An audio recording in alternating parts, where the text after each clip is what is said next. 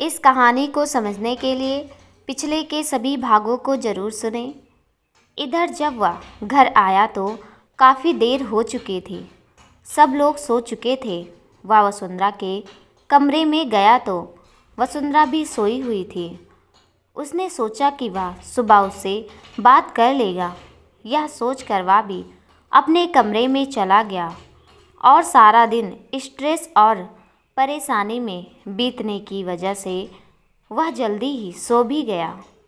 अगले दिन सुबह सुबह ही राधिका चाची की दोनों बेटियां विदेश से अपने पोतियों के साथ उनके घर पर आ गई थी। इस वजह से उनके घर पर एक अलग ही रौनक लगी हुई थी। दोनों की अभी कुछ वक्त पहले ही शादी हुई थी। वैसे तो उनकी शादी संस्कार से पहले हो चुकी थी, लेकिन अभी उनकी शादी को साल भर भी पूरा नहीं हुआ था। और राधिका जी की बड़ी बेटी रीमा तो प्रेग्नेंट भी थी, जिस वजह से घर के सब लोग बहुत ज़्यादा खुश भी थे, क्योंकि घर के लोगों में एक और मेंबर की बढ़ोतरी होने वाली थी। दोपहर तक बहुत सारे मेहमान इकट्ठा हो गए थे। रीमा और सीमा भी वसुंधरा और सुहानी से मिलकर बहुत खुश थे और वह दोनों वसुंधरा और संस्कार को छेड़ने का कोई मौका भी नहीं छोड़ रही थी। ऐसे में संस्कार ने वसुंधरा से बात करने की काफ़ी कोशिश की, लेकिन जब भी उससे बात करने की कोशिश करता तो कोई ना कोई उसके आसपास आ ही जाता है। इस वजह से वह वसुंधरा से बात कर नहीं पा रहा था। इधर वसुंधरा भी उससे बात तो करना चाहती थी, लेकिन वो भी मजबूर थी, क्योंकि जैसे संस्कार को कोई मौका नहीं मिल पा रहा था, ऐसे वसुंधरा को भी नहीं मिल पा रहा था। इन सब में 2-3 दिन ऐसे ही निकल गए, लेकिन इन बीते दिनों में वो ये बात महसूस कर रहा था। उस रात के बाद से वसुंधरा का झुकाव उसकी तरफ और ज़्यादा बढ़ गया था। कहाँ तो वह उसे दूर से खुद से दूर रखना चाहता था और कहाँ वो हर पल उसके करीब रहना चाह रही थी। पहले तो वो उसके सिर्फ कुछ ही काम किया करती थी, लेकिन अब तो वह हर वक्त उसके इर्द गिर्द रहने की कोशिश करती थी, जो संस्कार को और भी ज़्यादा पश्चाताप में डाल रहा था। जिस रात से संस्कार वसुंधरा के करीब गया था, उस दिन से आज के बाद उसे चैन की नींद नहीं आई थी। वह बहुत ज़्यादा परेशान रहने लगा था।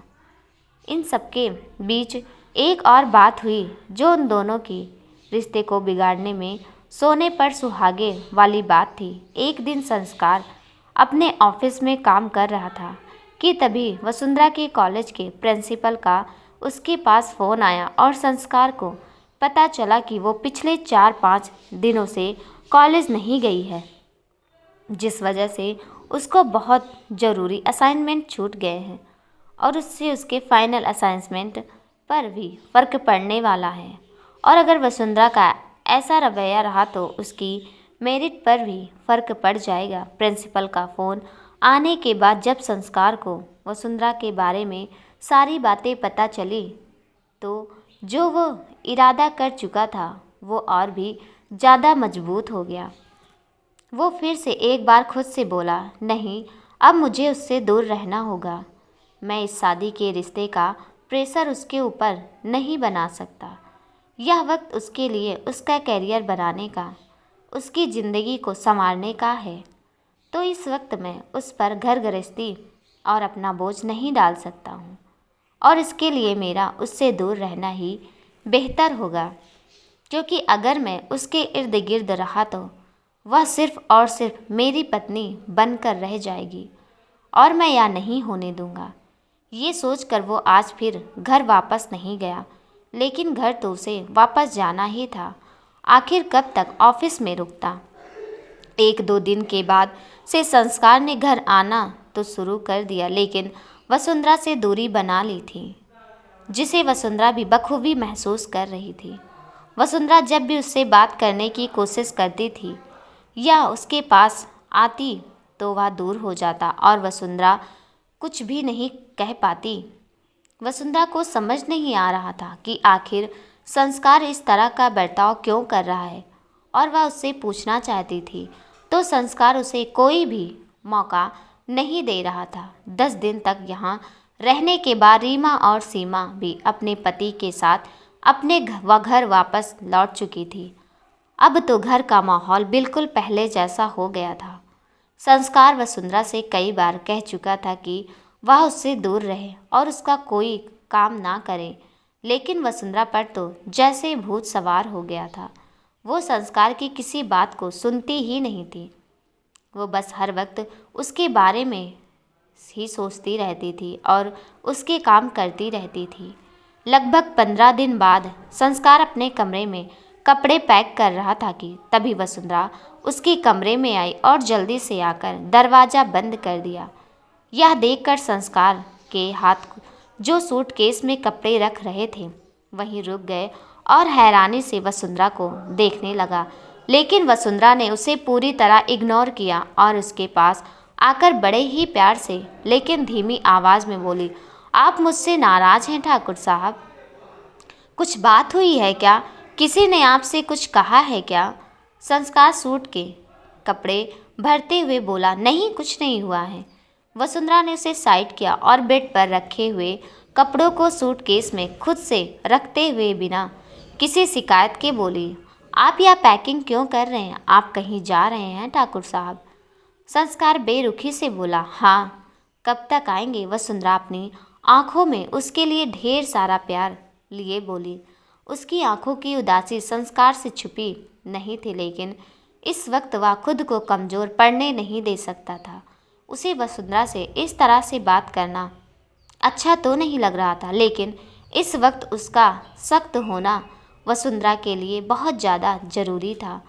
तो वो उसके हाथ से अपने कपड़ों को छीनते हुए बड़े ही सख्त और रूड आवाज़ में बोला, यह तुम क्या कर रही हो धरा?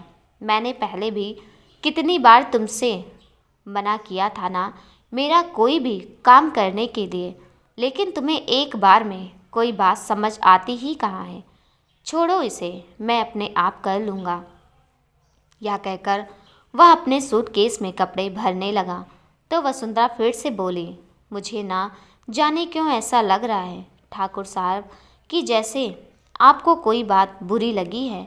अगर आप मुझसे नाराज़ हैं तो बताइए ना, मैं आपकी नाराज़गी को दूर करने के लिए हर संभव कोशिश करूंगी, लेकिन प्लीज़ मुझसे इस तरह से बात तो मत कीजिए और कम से कम यह तो बता दीजिए क्या आप कहाँ जा रहे हैं और कब तक आएंगे। संस्कार ने गुस्से से अपना सूटकेस बंद किया और उसकी तरफ मुड़ते हुए बोला, सुनना चाहती हो ना तो सुनो, मैं लंदन जा रहा हूँ और उसके बाद मैं सीधा अपने अपार्टमेंट में शिफ्ट हो जाऊँगा और अब मैं इस घर में वापस नहीं आऊँगा, क्योंकि मैं अब यहाँ रहकर अपने ऑफिस का काम नहीं कर सकता और इसकी वजह तुम हो। यहाँ रहने से मेरा माइंड बहुत ज़्यादा डाइवर्ट होता है। यह वक्त मेरे करियर पर ध्यान देने का है। इस वक्त मैं कुछ बनना चाहता हूँ, बिजनेस में अपना नाम कमाना चाहता हूँ, लेकिन तुम्हारी वजह से मेरा ध्यान भटकने लगा है और मैं अपने लक्ष्य से दूर होता जा रहा हूँ, जो कि मैं बिल्कुल नहीं चाहता हूँ। अब मैं अकेले रहकर अपना काम देखना चाहता हूँ और मेरे काम में कोई दखल दे ये मुझे बिल्कुल पसंद नहीं है। तुम अच्छी तरह से जानती हो मेरे लिए मेरा काम ही मेरा भगवान है और मेरे काम के बीच में कोई आए ये मुझे बिल्कुल पसंद नहीं है। तुम्हारी वजह से मेरा काम में बिल्कुल मन नहीं लग रहा है, इसलिए तुम्हारा मुझसे दूर हो जाना ही बेहतर है। अब तो तुम इस घर से कहीं नहीं जा सकती हो, इसलिए मैं ही इस घर से जा रहा हूँ। इस वक्त संस्कार के हाथ वसुंधरा के दोनों कंधों पर थे और वह बेहद गुस्से में लग रहा था। संस्कार की बात सुनकर वसुंधरा के मासूम से दिल को बहुत धक्का पहुंचा। उसकी आंखों में नमी आ गई और वह फिर से धीरे से बोली, आप ऐसा क्यों कह रहे हैं ठाकुर साहब? मैं अब से आपको बिल्कुल परेशान नहीं करूंगी। मेरी वजह से अगर आपका काम खराब होता है तो मैं आपके आसपास भी नहीं आऊंगी। आपसे कुछ कहूँगी भी नहीं, लेकिन प्लीज़ आप यहाँ से तो मत जाइए। मेरी वजह से इस घर का बेटा दूर हो जाए, यह तो मेरे लिए बहुत बुरी बात है। मैंने ऐसा कभी नहीं चाहा है। घर में सब लोग मुझसे वजह पूछेंगे तो मैं सबको क्या बताऊंगी कि क्या आप यहाँ से क्यों गए हैं। संस्कार अपने सूट में अपना बाकी का ज़रूरी सामान रखते हुए बोला, उसकी चिंता करने की तुम्हें कोई ज़रूरत नहीं है। घर वालों को मैं खुद ब खुद बता दूंगा और चिंता मत करो, तुम्हें कोई भी इस बात के लिए दोषी नहीं ठहराएगा। बस एक बात समझ लो कि ना तो मैं इस रिश्ते के लिए तैयार हूँ और ना ही मैं तुम्हारे साथ रहना चाहता हूँ। वसुंधरा को उसकी बात सुनकर बहुत बुरा लग रहा है। उसका मन हो रहा था कि वह ज़ोर ज़ोर से रोए और चीखे और संस्कार से सवाल जवाब करे, लेकिन इस वक्त रोने से और गुस्से से बात बनने वाली नहीं थी। तो वह अपने आँखों में नमी को अपने आँखों में ही रोकते हुए बड़े ही प्यार से बोली, ठाकुर साहब, आप यह क्या कह रहे हैं? अगर आप इस रिश्ते के लिए तैयार नहीं थे तो फिर उस रात। संस्कार उसकी बात को बीच में ही काटकर उस पर लगभग गरजते हुए बोला, वह रात एक गलती थी, सिर्फ और सिर्फ एक गलती। हम दोनों जज्बातों और भावनाओं के दरिया में बहकर वह सब कुछ कर गए जो हमें नहीं करना चाहिए था। मैं सबकी जिम्मेदारी लेने के लिए तैयार नहीं हूँ और मुझे नहीं लगता कि तुम भी सबके लिए तैयार होगी। इसलिए हम दोनों के लिए ही बेहतर यह होगा कि हम दोनों उस रात को एक गलती समझकर भुला दें। वसुंधरा उसकी बात सुनकर हैरान रह गई। उसकी आंखों की नमी लाख रोकने के बावजूद भी आंसू बनकर उसके गालों पर लुढ़क ही आई और वह अटकते हुए फिर से बोली, क्या क्या कहा आपने? गलती? हम दोनों के बीच का प्यार गलती था? संस्कार अपने बालों को अपने हाथ फंसाते हुए बोला, वह हम दोनों के बीच का प्यार नहीं था वसुंधरा, वह सिर्फ हम। संस्कार अपनी बात पूरी कर पाता उससे पहले ही वसुंधरा ने आगे बढ़कर उसके ओंठों पर अपना हाथ रख दिया और अपनी आंसू भरी निगाहों से उसे देखते हुए अपनी गर्दन ना में हिलाते हुए बोली, बस ठाकुर साहब, बस। शायद इससे ज़्यादा कुछ और सुनने की हिम्मत मुझ में है ही नहीं, इसलिए इसके आगे और कुछ मत कहिएगा। हम दोनों के बीच में उस रात जो कुछ भी हुआ वह मेरी नज़रों में तो प्यार था, लेकिन आपकी नज़रों में गलती थी।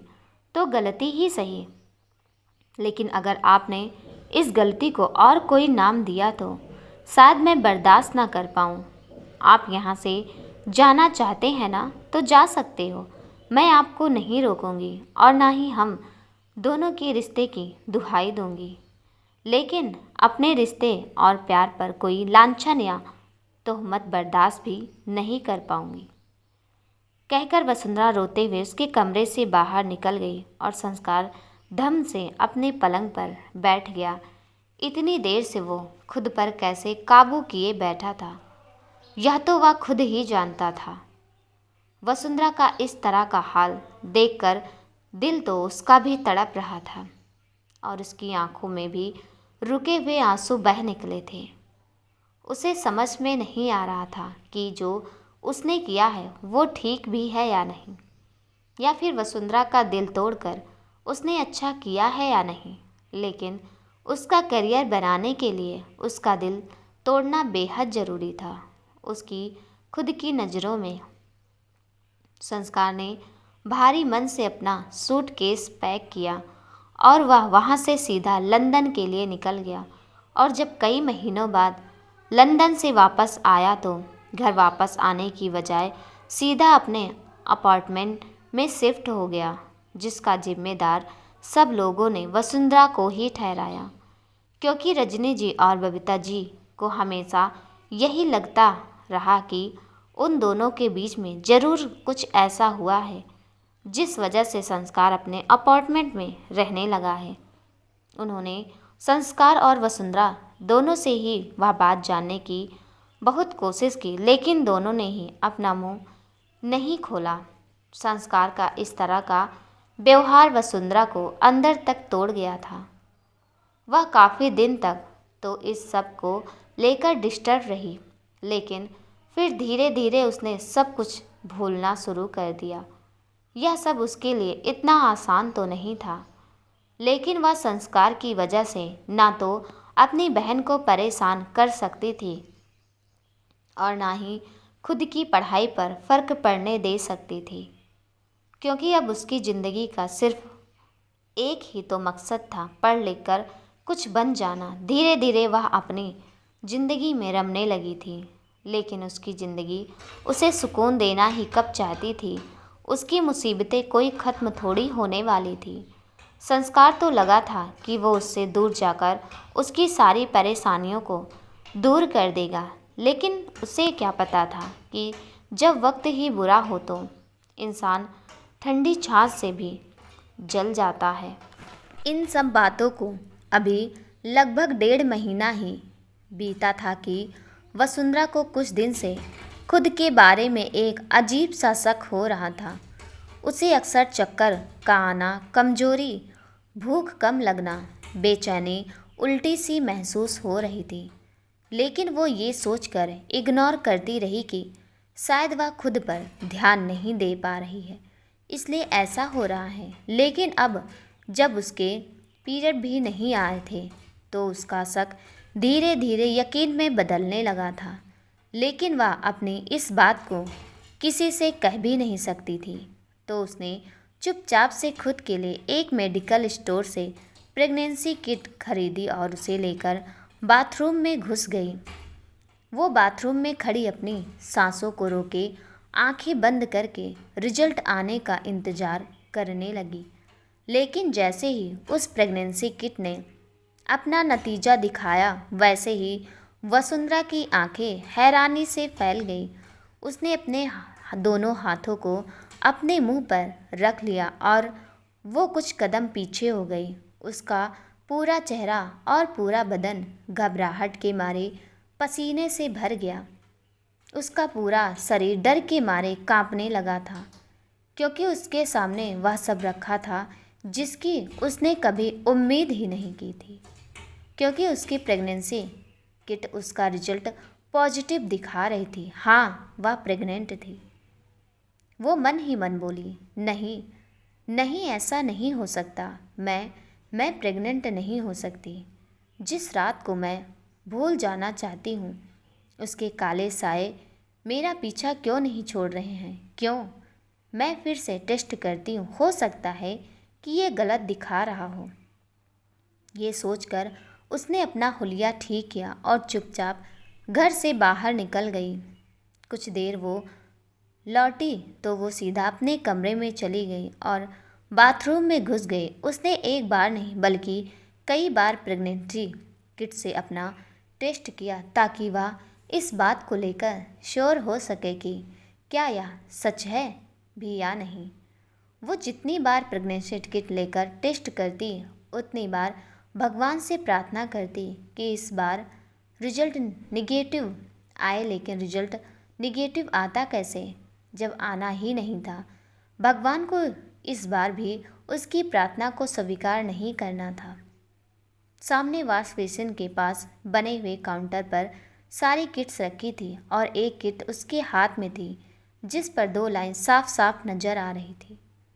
वो उसे अपने हाथ में लिए हुए ही जमीन पर बैठ गई और दीवार का सहारा ले लिया। उसे कुछ समझ नहीं आ रहा था, वह क्या करे और क्या नहीं। वो एक मुसीबत से निकलती नहीं थी कि दूसरी उसके सामने मुंह खोलकर खड़ी हो जाती थी। वह बस रोए जा रही थी। उसकी आंखें धुंधलाने लगी थी और इस वजह से उसे कुछ नज़र नहीं आ रहा था और उसे अपने वर्तमान के साथ साथ अपना पूरा भविष्य भी अंधकार में लग रहा था।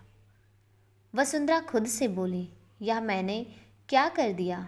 क्यों मैंने उस रात संस्कार को नहीं रोका? क्यों मैं ये नहीं समझ पाई कि ये सब गलत है?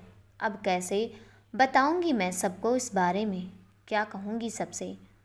सबकी नज़रों में मैं और संस्कार तो सिर्फ नाम के पति पत्नी हैं और अलग अलग भी रहते हैं।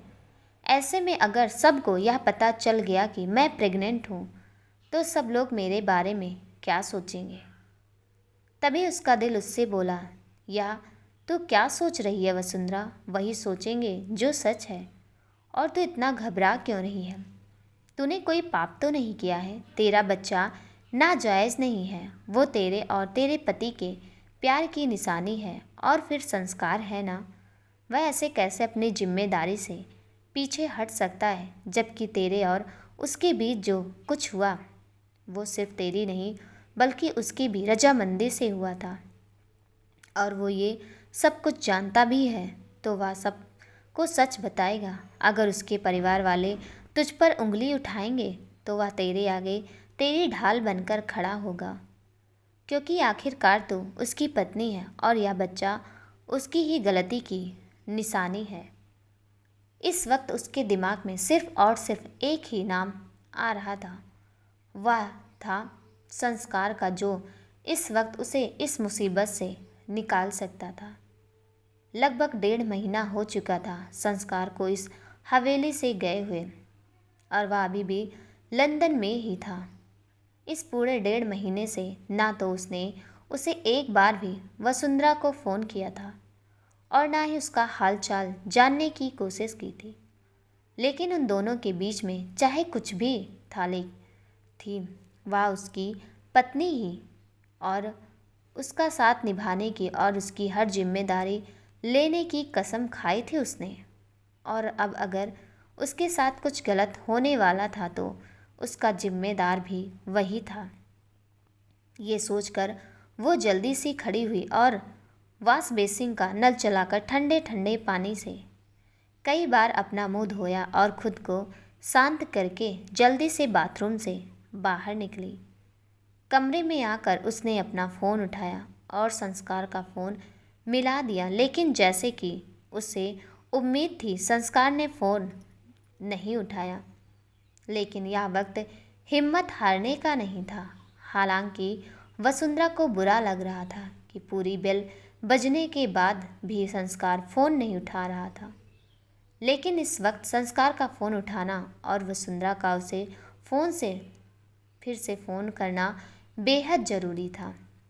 इसलिए वह बार बार उसे फ़ोन करती ही रही। जैसे जैसे फ़ोन की गिनती बढ़ती जा रही थी उसकी उम्मीदें कम होती जा रही थी और जब उसने 10 से 15 बार उसे फ़ोन कर लिया और उसके बाद भी संस्कार ने फ़ोन नहीं उठाया तो वह धम से अपने पलंग पर बैठ गई और अपनी हथेली में अपना मुंह छुपाकर ज़ोर ज़ोर से रोने लगी। इस वक्त वह अपने गम में इस कदर डूबी थी कि उसे इस बात का भी ध्यान नहीं था कि अगर उसके रोने की आवाज़ किसी और ने सुन ली तो कोई उसके बारे में क्या सोचेगा और वह सबको खुद के रोने की वजह क्या बताएगी।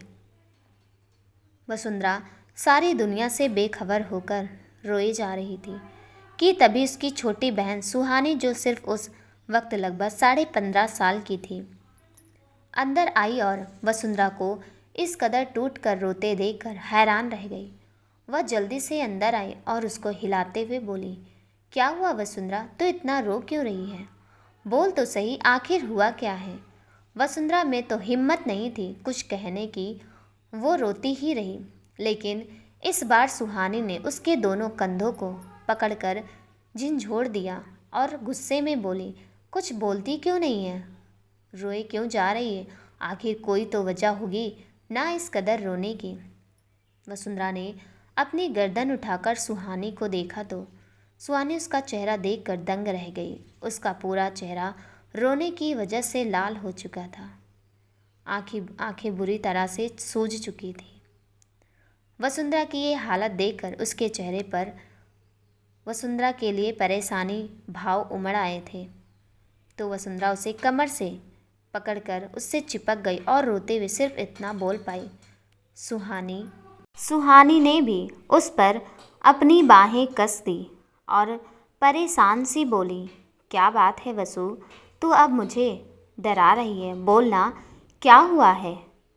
तभी वसुंधरा उससे दूर हुई और कुछ कहने की बजाय अपनी बंद मुट्ठी को उसके सामने करते हुए खोल दिया तो सुहानी ने उसकी मुट्ठी में रखी हुई प्रेगनेंसी किट को देखा तो एक पल को तो वो सोच में पड़ गई कि आखिर वसुंधरा उसे क्या बताना चाहती है।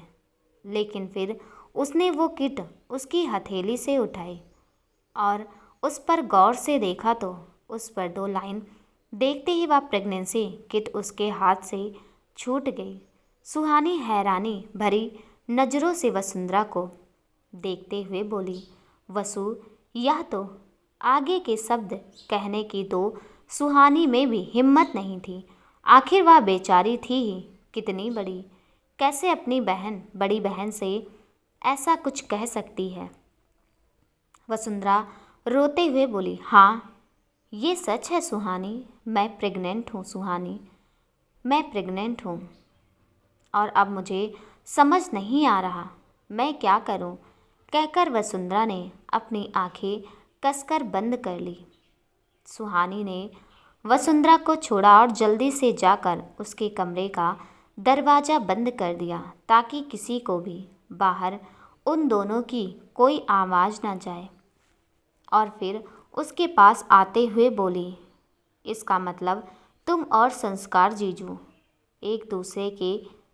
इस बार भी उससे अपनी बात अधूरी छोड़ दी क्योंकि आगे उसने कुछ कहना ज़रूरी नहीं समझा, क्योंकि वह इसके आगे कुछ कह ही नहीं पाती। वसुंधरा ने सिर्फ अपनी गर्दन हाँ में हिलाई तो सुहानी बोली, लेकिन कब, कैसे, और तुम ऐसा कैसे कर सकती हो वसु? तुम अच्छी तरह से जानती हो ना तुम्हारी शादी किस तरह हुई है। ये एक समझौते की शादी से ज़्यादा कुछ नहीं है और घर वालों ने तुम दोनों को एक दूसरे से दूर रखने के लिए ही तो अलग अलग कमरों में रखा था। तो फिर तुम इस तरह की गलती कैसे कर सकती हो? सुहानी इस वक्त उसकी छोटी बहन नहीं बल्कि उसकी माँ लग रही थी, जिसे इस वक्त उस वसुंधरा पर बहुत ज़्यादा गुस्सा आ रहा था। वसुंधरा बेचारगी से सुहानी को देखते हुए बोली, मुझे कुछ समझ में नहीं आ रहा है सुहानी, मुझे कुछ नहीं पता यह कब और कैसे हो गया। बस यह सब हो गया, पर इसमें मेरी कोई गलती नहीं है और ना ही संस्कार की कोई गलती है। सुहानी वसुंधरा की बात सुनकर बहुत गुस्सा आया और वह उस पर गुस्से से चीखते हुए बोली, हाँ, सही कह रही हो वसु, इसमें ना तुम्हारी गलती है और ना ही संस्कार जीजों की, इसमें सारी गलती तो हमारी है ना?